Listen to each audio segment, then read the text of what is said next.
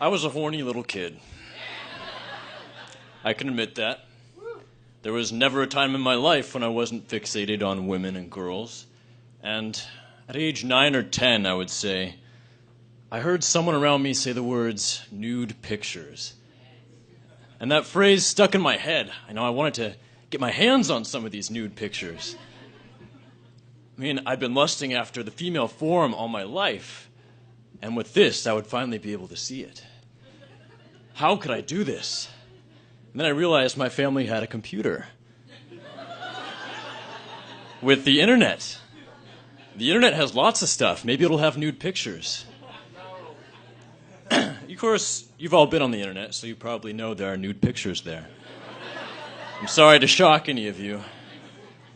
So that's what I did. I looked, and that's what I found. And from that first Google image search, the rush was pretty incredible.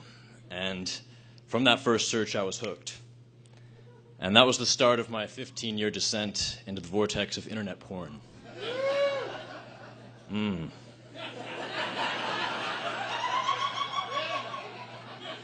Some of you probably have some experience watching internet porn.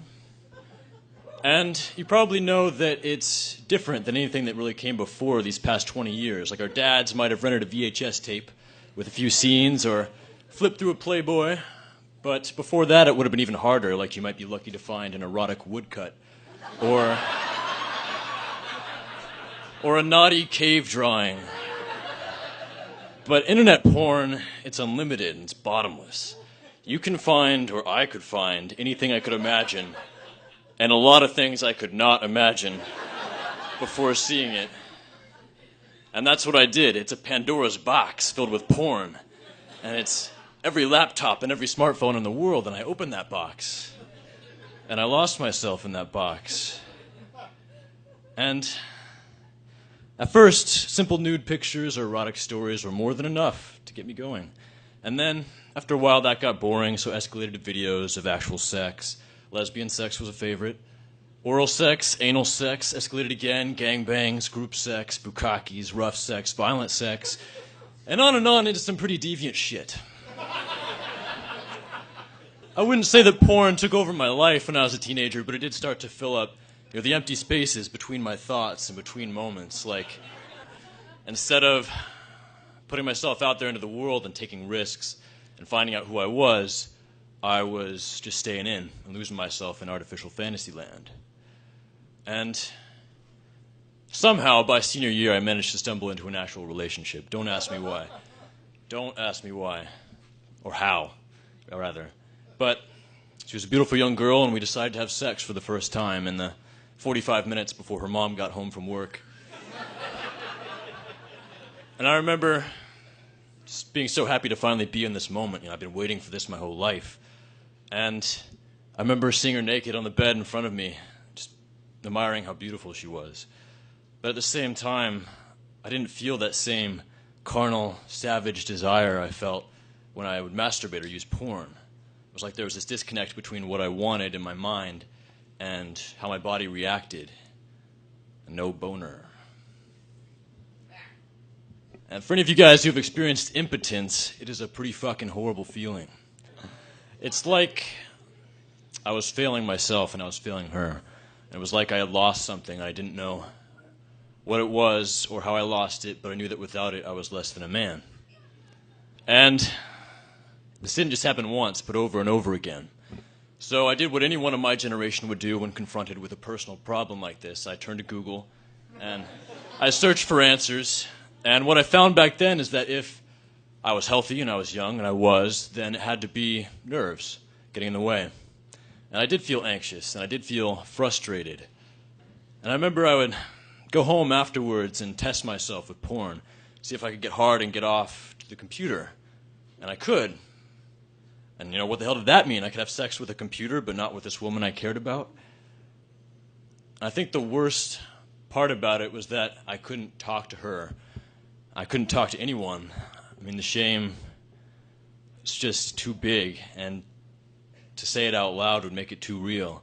I wanted to seem strong, even though inside, and especially though inside, I felt so weak. And the most I could say to her was, I guess I'm not ready to have sex. And with every failure, I felt more and more of my self-confidence just breaking down and slipping away. And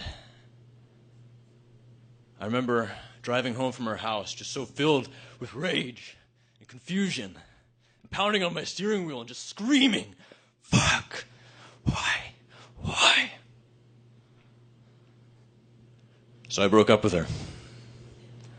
I just didn't want to feel that way anymore. I didn't want to handle that feeling. And the same thing ended every relationship of mine for the next few years. It was like no matter how much I tried with different women, I was just incapable of having sex, though I was using porn this whole time. And I just wanted to file all this back in my mind and forget about it after a while. I just wanted to live my life without obsessing over this thing, this issue. So I wasn't with anybody for a couple of years. I just wanted to focus on me. And then I think what I wanted most was not to see that look of confusion in her eyes and to feel that I knew it was going to happen again. And then about a year ago, I felt proud of myself. I mean, my life was coming together. I was doing good things. And I felt strong enough to face this again and search for answers again. So I searched out answers. And this time, I found that thousands of other young guys like me had been popping up all over the internet talking about these sexual dysfunctions they had developed. Either like me, they couldn't get hard for sex, or they couldn't orgasm during sex, or they just felt disconnected in their relationships, like they couldn't enjoy their partners the way they should be able to. And I read these, and just seeing that these stories were all so much like mine, and just knowing that I wasn't alone, not even knowing that there was an answer yet, just knowing that I wasn't alone, that lifted such a massive weight off of me that I didn't even know I was carrying around anymore. And I saw that all these guys had one thing in common: years of using internet porn. So I dove in and I tried to learn all this, and I learned about this emerging research showing that internet porn used over years had physically altered my brain and rewired my sexuality away from real intimacy with women and toward a goddamn computer screen. And this wasn't entirely strange to me because I had studied neuroscience in college, and I knew about neuroplasticity, which means that our brains can grow and change depending on how we use them. So I learned that when I see porn, I get a shot of dopamine. And dopamine is what gives us that need, that desire for things like fatty foods and hot mates. And so I'd see porn, and my primitive brain would interpret it as dozens of hot women willing to do whatever I wanted. And that doesn't actually happen to me in real life. I don't know about you guys.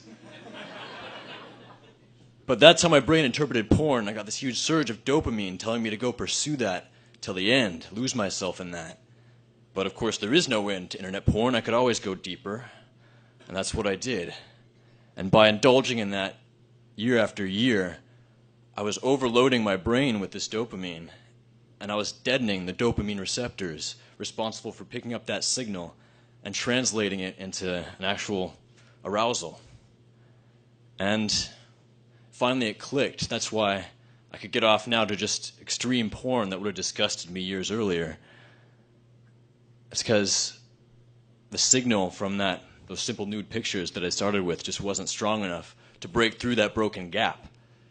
And that meant that when I finally had a real woman in front of me, naked, wanting to have sex with me, she just wasn't enough to break through that gap and give me arousal.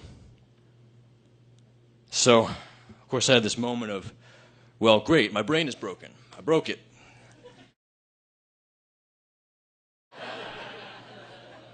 But then I realized, no, the brain is plastic. If I could break it, I could fix it. And that's what people were doing. Online, I read these stories of men who gave up porn and masturbating, and after months or up to a year, their sexual dysfunctions were reversing. And I immediately swore off porn for life. I mean, the thought of ever using it again made me sick after knowing how it had twisted my sexuality and ended so many relationships and opportunities. And knowing that I was finally on the right path, there was light at the end of the tunnel, and I was so filled with hope for the first time in a long time. And over the next weeks, I just felt filled with motivation and ambition and ideas for the future. It was like my brain was firing on all cylinders. It was incredible. And change is always invigorating to me, but this was different. It lasted. It kept getting better. It was like I was waking up. I started to enjoy my work, my day-to-day life more. I could write without procrastinating and trying to escape in video games and porn. I was feeling day-to-day emotions more vibrantly. I remember sitting in the back of a car with my family, and this news story came on over the radio. It was about a murder. And I just felt the reality of that so completely that I started to cry in the back seat. And I had to look out the window so no one would look at me and ask me what the hell was wrong with me. I was finally able to open up and connect more genuinely with the people in my life. I told people about all this. I told my friends. I told complete strangers. I told my family and my parents. And I saw that as I was finally able to make myself vulnerable and open up this part of me that I kept inside for so long, all that shame was just falling away. And I was just able to walk around in the world with nothing to hide and nothing to fear. And that was liberating.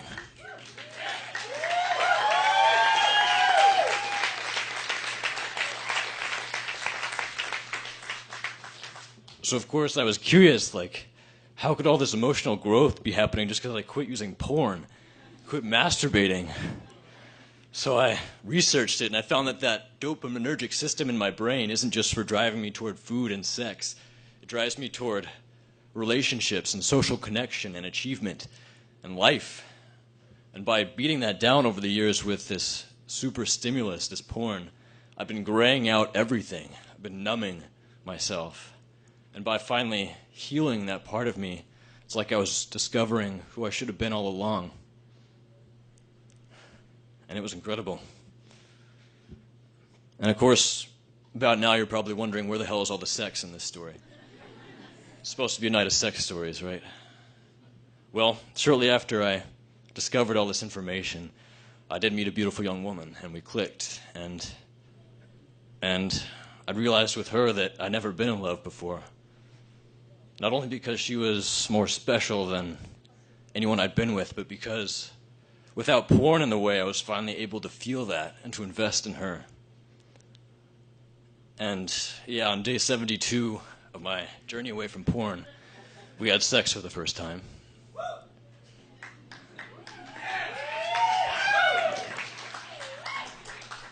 And at first it didn't work, like always.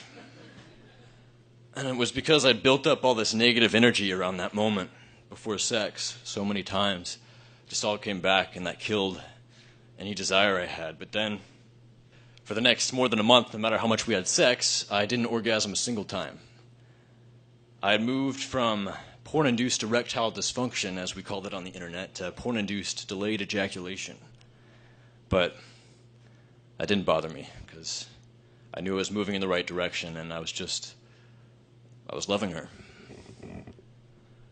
And then, several months ago, that relationship ended, and I don't really know why, and I never saw her again. And that hurts still. And it would have been so easy when I felt that anger and that pain to just go back to porn, because I didn't just use because it felt good. Without realizing, I came to view porn as a way to run away from pain and loneliness. I would feel bad, and I could just turn on porn and forget the world, forget myself, forget my problems, run away from everything, and just lose myself for a few moments. But I didn't realize until this year that by running away from pain, I was cheating myself out of true joy, like I can feel now by fighting through that pain. It's been 284 days since I stopped using porn. And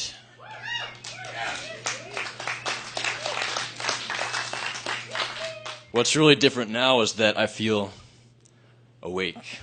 And being awake hurts, but it's also incredible. And even when I'm not with anybody, which happens, I still feel more connected to every moment in my own life now, and every moment is more powerful without porn.